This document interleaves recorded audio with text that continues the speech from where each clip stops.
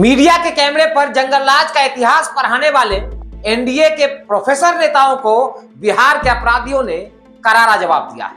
बताया है कि बिहार में जंगलराज ही है, तभी तो नगर परिषद के दफ्तर में घुसकर अपराधी ताबड़तोड़ गोलियां बरसाते हैं। एक दो नहीं, पूरे 1 दर्जन गोलियां चलाई जाती है और सरकारी अधिकारी की हत्या कर दी जाती है। कार्यपालक अधिकारी को मौत के घाट उतार दिया जाता है। नगर परिषद के सभापति पर भी गोलियां चलती हैं और यह सब कुछ दिन दहाड़े होता है। नमस्कार, रिपब्लिकन न्यूज देख रहे हैं यहाँ पर, मैं हूं आपके साथ जीवन ज्योति। बिहार के भागलपुर में आज जो हुआ उसकी कल्पना से भी आप थर्रा उठेंगे। सड़क पर आम आदमी सुरक्षित है या नहीं, इस सवाल पर ही सरकार घिर रही थी। बिहार के नए नवेले मुख्यमंत्री सम्राट चौधरी अधिकारियों के तबादले में लगे।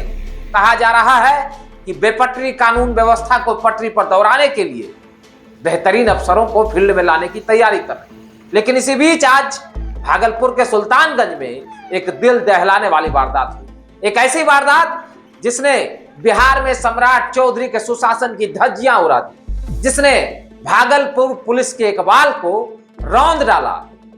सुल्तानगंज के नगर परिषद सभापति के कार्यालय में सभापति और कार्यपालक पदाधिकारी पर ताबड़तोड़ गोलीबारी की गई।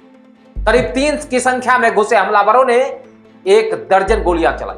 ताबड़तोड़ हुई गोलीबारी में कार्यपालक पदाधिकारी ने मौके पर ही दम तोड़, जबकि जो सभापति हैं नगर परिषद सुल्तानगंज के, उनकी हालत गंभीर बनी हुई। भागलपुर का जो सुल्तानगंज नगर परिषद कार्यालय है वो आज गोलियों की तरतराहट से गूंज उठा और इस गोलियों की तरतराहट के दौरान नगर परिषद के जो कार्यपालक पदाधिकारी हैं कृष्ण भूषण प्रसाद, उनकी हत्या कर दी गई। जबकि जो नगर परिषद के सभापति हैं राजकुमार गुड्डू, वो गंभीर रूप से घायल है। और ये इस बात का सबूत है कि अपराधियों के मन से कानून का खौफ, कानून का डर खत्म हो चुका है। 10 से 12 राउंड गोलियां चली है।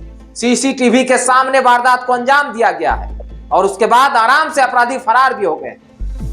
सुनने में ऐसा लगता है यह किसी फिल्म का सीन है, लेकिन यह असल में बिहार की वो हकीकत है, वो कड़वी हकीकत है जिसे सत्ता पक्ष पचाना नहीं चाहता। शायद इसलिए विपक्ष के नेता तेजस्वी यादव कहते हैं कि बिहार में लॉ एंड ऑर्डर का डिसऑर्डर हो गया, लेकिन एनडीए के तमाम नेता आरजेडी के जंगलराज की याद दिलाते हैं। लेकिन आज अपराधियों ने बिहार में एनडीए के शासन के दौरान जंगलराज का वो नजारा दिखाया है, वो तमाशा दिखाया है जिसे देखकर आप सिहर उठेंगे। सबसे बड़ा सवाल यह है कि सत्ता और प्रशासन आखिर है कहां?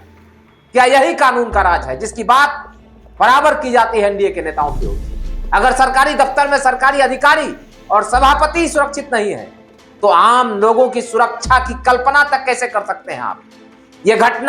इस घटना ने बिहार में बिगड़ती कानून व्यवस्था को सीधे सीधे आईना दिखाया है, तमाचा मारा है और मौजूदा सत्ता व्यवस्था पर यह करारा प्रहार भी है। जब अपराधी खुलेआम पुलिस और प्रशासन को चुनौती देते हुए सरकारी दफ्तर में घुसकर सरकारी अफसर की हत्या कर दे, सभापति पर गोली चलाएं, सभापति की हत्या करने की कोशिश करें, तो फिर यह कहना गलत नहीं है कि शासन व्यवस्था का खौफ न सिर्फ खत्म हुआ है, जबकि प्रशासनिक तंत्र के ऊपर अपराधियों का साम्राज्य चल रहा है। आज भागलपुर जिले के सुल्तानगंज थाना इलाके में सुल्तानगंज नगर परिषद के सरकारी कार्यालय में 3 की संख्या में घुसे अपराधियों ने, जो बेखौफ अपराधी थे, उन्होंने ताबड़तोड़ गोलीबारी की है, ताबड़तोड़ फायरिंग की है। नगर परिषद के सभापति कार्यालय में घुसकर गोलीबारी की गई। पदस्थापित जो कार्यपालक पदाधिकारी हैं कृष्ण भूषण प्रसाद, उनकी हत्या कर दी गई और जो सभापति है राजकुमार गुड्डू, वो गंभीर रूप से जख्मी है।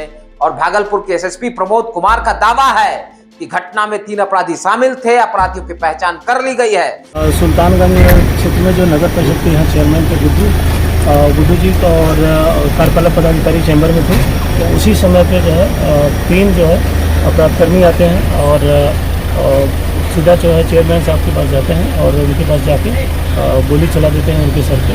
और उसी बीच में जो कार्यपालक पदाधिकारी थे वो गुत्था करने लगते हैं, उन लोगों को रोकने की कोशिश करते हैं और छोटे भी देख रहे हैं काफ़ी देर तक वो लड़ने की भी कोशिश की है, जिसकी वजह से जो है जो अपराधी थे कार्यपालक पदाधिकारी के ऊपर गोली चला दी और जिससे भी जो है उनकी जो है मृत्यु हो गई है और चेयरमैन जी घायल हैं।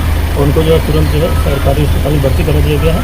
हमारी 3-4 टीमें गठित हो गई हैं और 3-4 जगह हम लोग छापामारी भी आरम्भ कर दिए हैं। जो फुटेज मिला है उसमें से 2 अपराधकर्मी पहचान में आ गए हैं और यहीं के लोकल ही हैं, और जिससे पता चल रहा है कुछ अभी सूचना मिली है कि पुलिस से जो आपस में रंजिश थी संभवतः उसी का नतीजा था। और लेकिन अभी घटना की जो भी आगे ड्यूरेडी है हम लोग जो अभी अनुसंधान के बाद ही इसमें कुछ बता पाएंगे।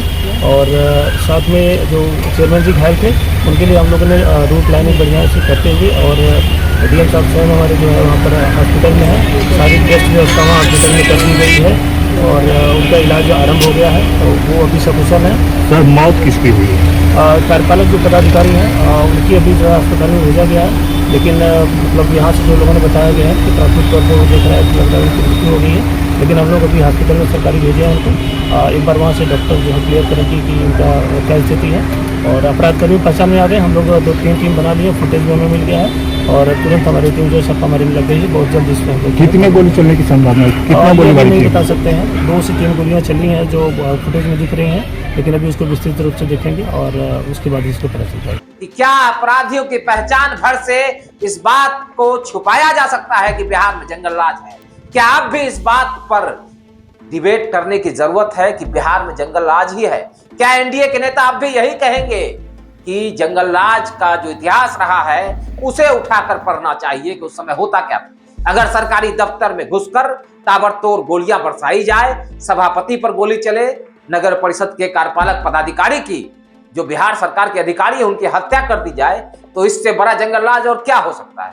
और इससे बड़ा तमाचा क्या हो सकता है बिहार में सुशासन की गाल पर जो अपराधियों ने सुल्तानगंज या भागलपुर के सुल्तानगंज में मारा है। भले ही पुलिस लाख दावे कर ले कि अपराधियों को जल्द गिरफ्तार कर लिया जाएगा, भले ही अपराधियों को गिरफ्तार भी कर लिया जाए, लेकिन अपराधियों का बेखौफ अंदाज और सरकारी कार्यालय में घुसकर दनादन गोलीबारी और हत्या की इस वारदात ने यह साफ कर दिया है कि बिहार में कानून का राज नहीं बल्कि अपराधियों का राज चल रहा है।